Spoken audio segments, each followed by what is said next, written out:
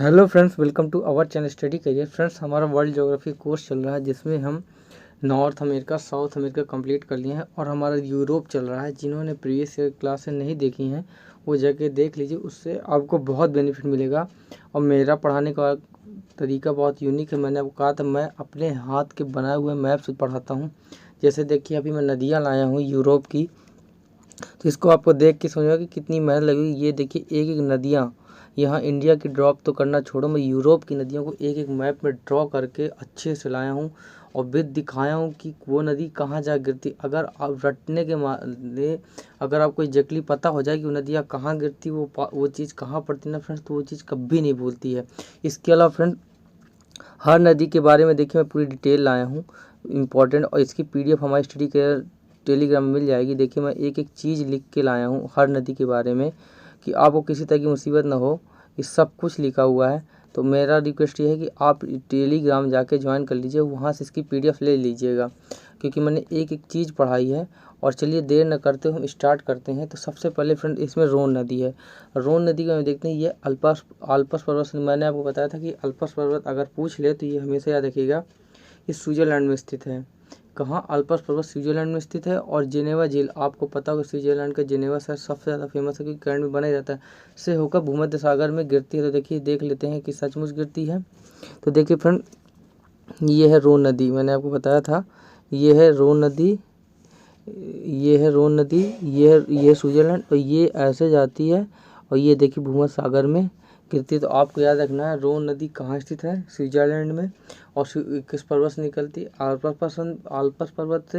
और आल्पस पर्वत कहाँ स्थित है? तो आपको याद रखना है स्विट्ज़रलैंड में स्थित है। और ये अगर देखें तो कहाँ कहाँ जाती है, तो फ्रांस में भी जाती है और फ्रांस के सीमा, स्पेन की सीमा से घुसते हुए भूमध्य सागर में गिरती है। फ्रेंड, एग्जैक्टली उसी जगह में मैंने गिराया है जहाँ से वो गिरती है। चलिए अगली नदी देखते हैं। पहली हो गई रोन नदी, इसके बाद पो नदी, उसमें लिखा पो नदी। तो पो नदी इटली से निकलती है, इटली में, इटली से। देखिए, पो नदी को इटली की गंगा के नाम से प्रसिद्ध। यह नदी भी आल्पस पर्वत से निकल के एड्रियाटिक सागर से गिरती है। आपको ये भी याद रखना है कि ये भी आल्पस पर्वत से निकलती है और इसे पो नदी को इटली की गंगा कहा जाता है। ये भी पूछा जा चुका है फ्रेंड, क्वेश्चन से ही क्वेश्चन बनता है। तो आपको याद रखना है इटली गंगा किस नदी को कहा जाता है? पो नदी को। और दूसरा आपको याद रखना है कि आल्पस पर्वत निकलती है और एड्रियाटिक सागर में गिरती है। देखिए गिरती है, देख लेते हैं। देखिए ये फ्रेंड्स, ये है इटली, और ये देखिए यहाँ से जाती है और यहाँ एड्रियाटिक सागर में गिर जाती है। तो आपको एक एक चीज़ याद रखना है, इसलिए मैं डिटेल वाइज लाया हूँ। अगली नदी को देखते हैं। अगली नदी है टाइबर नदी है। एपिनाइन्स, ये भी पूछा जा चुका है।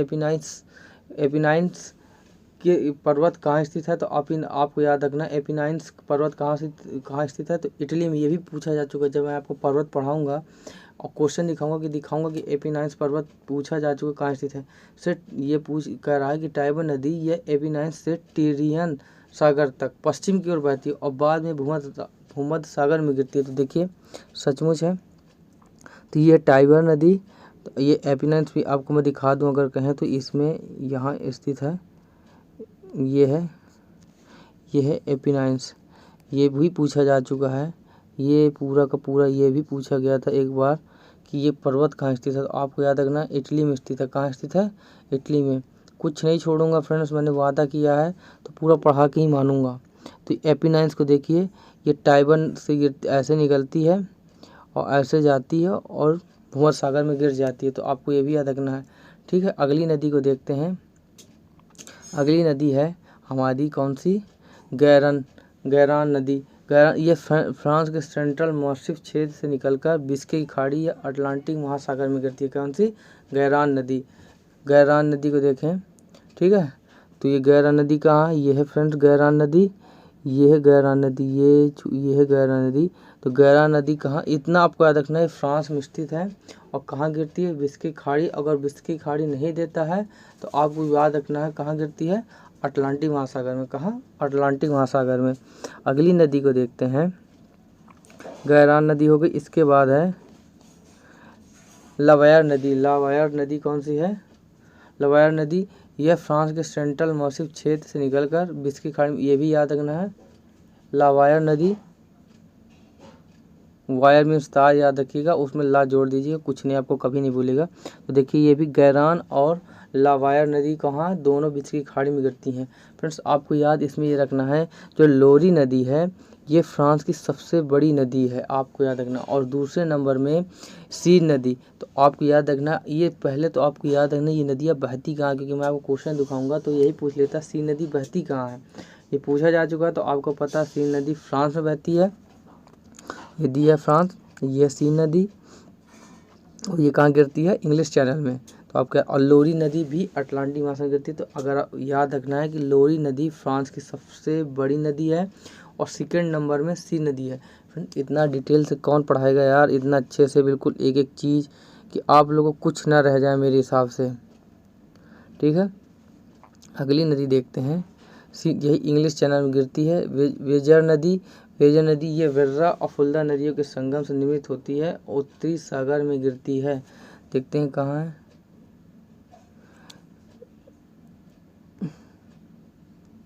अच्छा मैंने इस नदी को नहीं बनाया है पर आप याद रखेंगे, मैं लिख दिया हूँ ये इतना, ठीक है।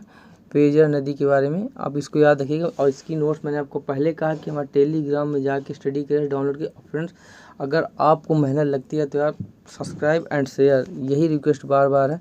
अगली नदी है ओडार नदी। ओडार नदी यह पोलैंड और जर्मनी की सीमा बनाती है, ओडर नदी, और यह नदी बाल्टिक सागर में गिरती है। देखते हैं ये फ्रेंड्स ओडार नदी ये देखिए, ये फ्रांस, ये जर्मनी है और ये पोलैंड है, इन दोनों की सीमा बनाती है। और कहाँ गिरती है, बाल्टिक सागर में। कहाँ गिरती है, बाल्टिक सागर में। इसके बाद देखें, ठीक है, इसके बारे में पढ़ लेते हैं। ओडार नदी ये नदी बाल्टिक सागर में गिरती है। फिर इसके बाद फ्रेंड विस्तुला नदी के बारे में याद रखें, ये बाल्टिक सागर में गिरती है। इससे में पोलैंड की राजधानी वर्सा स्थित है। कौन सी, पोलैंड की। ये भी चलिए देख लेते हैं, ये है विस्तुला नदी, और विस्तुला कहाँ जाती है, ये भी बाल्टिक सागर में गिरती है। तो आपको याद रखें ओडार नदी के बारे में, यह फ्रांस जर्मनी और पोलैंड की सीमा बनाती है। इसके अलावा ये याद रखना विस्तुला नदी ये भी पोलैंड में स्थित है, और पोलैंड की राजधानी वर्सा इसी में स्थित है। और कहाँ गिरती है, बाल्टिक सागर में। कहाँ गिरती है, बाल्टिक सागर में। अगला देखें, ठीक है। फिर इसके बाद है निस्टर नदी, इसके बारे में दिखा दें। ये याद रखिएगा इसके बारे में कि ये आपको मैंने कहा था जिसको राजधानियाँ याद होंगी, कैपिटल याद होगी, शहर कंट्रियाँ याद होंगी, वही अच्छे से ज्योग्राफी सीख सकता है। मैंने कहा था निस्टर नदी में बताऊं, यह यूक्रेन और मालदेवा की सीमा बनाती है और काला सागर में गिरती है, ठीक है। तो इसके बारे में बताता हूँ, देखिए ये है, ठीक है, ये है मालदेवा और ये है यूक्रेन। ये देखिए दोनों को दोनों दिए हैं, ये मालदेवा और ये है यूक्रेन, ये दोनों के बारे में। और देखिए निस्टर नदी कहाँ से आ रही है, ये काला सागर में गिरती है, ठीक है फ्रेंड्स, ठीक है फ्रेंड्स। इसके बाद आपको याद रखना है, ठीक है। अगली चीज़ देखें, ठीक है, अगला है। फिर इसके बाद अगला देखें, नीपर नदी के बारे में बताऊं, यह वल्दाई पहाड़ी निकलकर यह काला सागर में गिरती है। डेन्यूब नीपर मैंने आपको ये देखिए दिया है इसमें, ठीक है, ये है नीपर नदी। और फ्रेंड्स यूक्रेन की राजधानी कीव जो मैंने कहा था वो नीपर नदी में स्थित है। कल मैं आपको नदी में स्थित शहर पढ़ाऊंगा, जिसमें एक एक शहर बताऊंगा, जिसमें इसके अलावा जो इम्पोर्टेंट नदियाँ और हैं तो मैं उनके में बताऊंगा, जिससे आपको शहर भी पता हो जाएंगे और बच्चे कुछ ये नदियाँ भी कंप्लीट हो जाएंगी। तो देखिए नीपर नदी का मैं बताऊँ तो ये है, ऐसे जाती है, ऐसे काला सागर में गिरती है, ठीक है, इसकी नीपर नदी में। अगला देखें, ठीक है, अगला देखें डॉन नदी यह पश्चिमी रूस का टूला, ये भी फ्रेंड्स याद रखना, एक बार तो यही पूछ लिया था टूला कहाँ स्थित है। ट्रस्ट में आप क्वेश्चन पेपर उठा के देखेंगे, मैं देख रहा था तो उसमें यही पूछ लिया टूला किस देश में स्थित है, तो रूस में स्थित है। और ये एजोव सागर में गिरती है। देखिए एजोव सागर में सब एक एक चीज़ बताई थी। देखिए ये है एजोव सागर और ये है डॉन नदी। तो आपको याद रखना है ऐसे जाती है, ऐसे ये जो सागर में गिरती है। फ्रेंड्स इस मैप की प्लीज़ ज़्यादा से ज़्यादा आपको प्रैक्टिस करनी है। जितना ज़्यादा आप प्रैक्टिस करेंगे उतना ज़्यादा आपको मैप क्लियर होगा, जिस तरह मुझे क्लियर है। मैं बार बार कह रहा हूँ। अगली नदी को देखें, अगली नदी है यूराल नदी। ये फ्रेंड इसको याद रखनी है। जैसे मैंने आपको 3-4 नदी बताई, जैसे एक हो गई विस्तुला नदी हो गई, विस्तुला की हो गई और एक निस्टर हो गई, फिर तीसरी यूराल हो गई। ये यूरोप और एशिया की सीमा बनाती है और यह नदी कैस्पियन सागर में गिरती है। कहाँ गिरती है? कैस्पियन सागर में। अब कैस्पियन सागर कहाँ है? ये है। और ये है फ्रेंड्स यूराल नदी। आपको ये तो पता होगा यूरोप की सबसे नदी कौन सी? वोल्गा। तो ये फ्रेंड्स कहाँ जा रही है? ये कैस्पियन सागर में गिर जाती है। ठीक है, ठीक है। अगली नदी को देखते हैं। अगली नदी देखते हैं। अगली नदी है टेम्स नदी। यह कोटसवोल्ड से लंदन होते। फ्रेंड्स आपसे कई बार पूछा होगा लंदन किस नदी किनारे स्थित है, पूछता कि नहीं पूछता? तो आपको याद रखना है टेम्स नदी किनारे स्थित है और उत्तरी सागर में गिरती है। चलिए एक बार देखते हैं। ये है फ्रेंड टेम्स नदी, ये है टेम्स नदी और ये देखिए ये टेम्स ऐसे जाती है, उत्तरी सागर में गिर जाती है। किधर? उत्तरी सागर में। तो आपको ये भी याद रखना है। अगला देखें, टेम्स नदी के बाद देखें हम अगली नदी है एब्रो नदी। यह स्पेन के कैंटेबियन पर्वतमाला से निकलकर भूमध्य सागर में गिरती है। ठीक है, यह स्पेन के कैंटेबियन पर्वतमाला से निकलकर भूमध्य सागर में। तो देखिए, चलिए देख लेते हैं। अगला देखें, ये एब्रो नदी और ये कैंटेबियन पर्वत देखते हैं, इसमें दिया होगा वैसे। ये है कैंटेबियन पर्वत। देखिए मैंने कहा था कुछ नहीं छोटा, देखो मैं हाईलाइट भी करके आया हूँ। ये है कैंटेबियन पर्वत और ये एब्रो नदी। ये दी है एब्रो नदी, यहाँ से गिरती है ऐसे आगे भूमध्य सागर में। ठीक है, आपको याद रखना है। एक एक चीज़ फ्रेंड पढ़ा डालूंगा, कुछ नहीं छोड़ूंगा मैं। बस आप लोग का प्यार और सपोर्ट बना रहा, कुछ नहीं छोड़ूंगा। एब्रो नदी क्या है? भूमध्य सागर में। अगला देखें, ठीक है। फिर एल्बे नदी। फ्रेंड ये हैम्बर्ग शहर जर्मनी इसी मुहाने पर स्थित है। इसमें आपको याद रखना एल्बे में हैम्बर्ग शहर इंपॉर्टेंट याद रखना है कि ये पूछा जाता है। ये एल्ब नदी, ठीक है, ये है एल्बे नदी और एल्बे नदी के बाद ये भी फ्रेंड्स ठीक है निकल जाती है उत्तरी सागर की ओर। ठीक है, आपको कुछ नहीं इसमें याद रखना, इतना याद रखना कि हैम्बर्ग जर्मनी का शहर इसी नदी के किनारे स्थित है और ये कहाँ बहती है? तो जर्मनी में बहती है। ठीक है, अगला आगे देखें। फिर इसके बाद है अगला है ड्यूरो नदी। ड्यूरो यह अटलांटिक महासागर में गिरती है। पेट्रो नामक शहर इसी नदी में स्थित है। ठीक है, आपको ये कहाँ गिरती है? अटलांटिक महासागर में गिरती है। ठीक है, ये है ड्यूरो नदी। देखिए मैं आपको दिखा देता हूँ, ये है ड्यूरो नदी। ठीक है, ये है ड्यूरो नदी और देखिए ये डेनमार्क से होते हुए अटलांटिक महासागर में गिरती। कहाँ मिलती है? अटलांटिक महासागर में।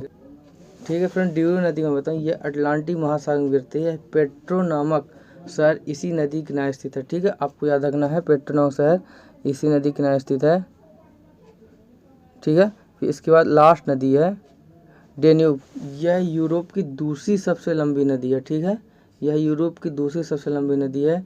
इसका उद्गम जर्मनी से होता है तथा ये काला सागर में होती है। फ्रेंड्स आपको दिखाता हूँ ये कहाँ कहाँ से होती जाती है। ये इसके में तो ये इम्पोर्टेंट भी है, चलिए देख लेते हैं।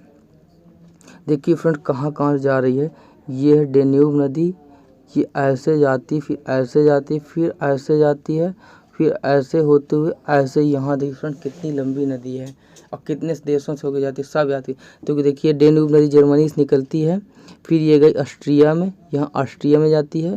फिर इसके बाद स्लोवाकिया गई, स्लोवाकिया से हंगरी जाती है, हंगरी से क्रोएशिया जाएगी, क्रोएशिया से होते हुए सर्बिया जाएगी, सर्बिया से बुल्गारिया जाएगी, बुल्गारिया से रोमानिया जाएगी, रोमानिया से मालडोवा जाती है और मालडोवा से होते हुए यूक्रेन जाती है। तो फ्रेंड्स आपको याद रखना कितने देशों से होकर जाती है। ये जाती है Germany, Austria, Slovakia, Hungary, Croatia, Serbia, Bulgaria, Romania, Moldova, Ukraine. ये इतने देशों से होते हुए जाती है और काला सागर में गिरती है। ठीक है, इतना तो इम्पोर्टेंट है आपको याद करना ही है ये सब कुछ। इसके अलावा कुछ और इम्पोर्टेंट दिए जैसे हम देख लेते हैं, खुद से मैंने बनाई है। चलिए देख लेते हैं कौन कौन से बची हैं। तो एक है सनोन नदी, जो आपको याद रखना है कि सिर्फ आयरलैंड में बहती है। कहाँ, कुछ इसके अलावा कुछ नहीं याद रखना, बस इसका इतना याद रखना है कि सनोन नदी कहाँ गिरती है, आयरलैंड में। ठीक है, आयरलैंड के बाद अगर आगे देखें, फिर एक है फ्रेंड राइन नदी। ये राइन नदी आपको बताना है, ये भी स्विट्ज़रलैंड से निकलती है और स्विट्ज़रलैंड से होते हुए ये भी जर्मनी, और जर्मनी से इंग्लिश चैनल। कहाँ, इंग्लिश चैनल आपको याद रखना है, ऊपर की ओर जाती है, स्विट्ज़रलैंड से जर्मनी, जर्मनी से इंग्लिश चैनल। ठीक है, इतना आपको याद रखना है। और इसके अलावा फ्रेंड्स सब लगभग सब नदियाँ पढ़ गई ली होगी हमने। एक डल नदी है, डल नदी आपको याद रखना है, स्वीडन से निकलती है और बाल्टिक सागर में गिरती है। कहाँ, स्वीडन से निकलती है और बाल्टिक सागर में गिरती है, ये भी आपको याद रखना है। और एक ये नदी इम्पोर्टेंट है, इसको अभी मैं मिनरल्स में पढ़ाऊँगा, डोनेटस नदी, यहाँ मिनरल्स पाया जाता है। ये रूस से निकलती है और यूक्रेन से होती है, एजियन सागर में गिरती है। कहाँ गिरती है, एजियन सागर में। आपको ये भी याद रखना है कि डोनेटस नदी ये भी रूस से निकलती है, यूक्रेन होती है, यूक्रेन से एजियन सागर में गिरती है। इसके बारे में इतना सा याद रखना है फ्रेंड। मेरे हिसाब से तो कोई नदी नहीं होगी। एक टंगस नदी है, ये भी अभी आपको कल पढ़ाऊँगा, जिसमें स्थित शहर है, ये स्पेन और डेनमार्क की सीमा में बहती है, आपको याद रखना है टेंगस नदी। इसके अलावा है एक ओनेगा नदी, ये ओनेगा नदी ये जो है रूस में बहती है और सफ़ेद सागर में गिरती है। कहाँ, सफ़ेद सागर में। इतना इम्पोर्टेंट है फ्रेंड्स। इसका मैप और इसकी नोट्स आपको मेरे चैनल स्टडी करियर में मिल जाएगी टेलीग्राम में। मेरे हिसाब से कोई नदी नहीं बची है, और इस सब की PDF भी मैं आपको उसी में प्रोवाइड कर दूंगा। ठीक है, ये सब कुछ उसमें मिल जाएगा। ठीक है, चलिए फ्रेंड्स, इसी अगर फ्रेंड्स थोड़ी बहुत मिस्टेक हुई हो या फ़ोन आ गया मेरे एक दोस्त का, इसकी वजह से अगर आपकी क्लास में कोई भी प्रॉब्लम हुई तो क्लास के लिए फ्रेंड्स सॉरी। और प्लीज़ यार, अगर मेहनत दिखती है तो please subscribe and share, please support me यार। इसी के साथ क्लास खत्म करता हूँ। जय Hind, thank you so much.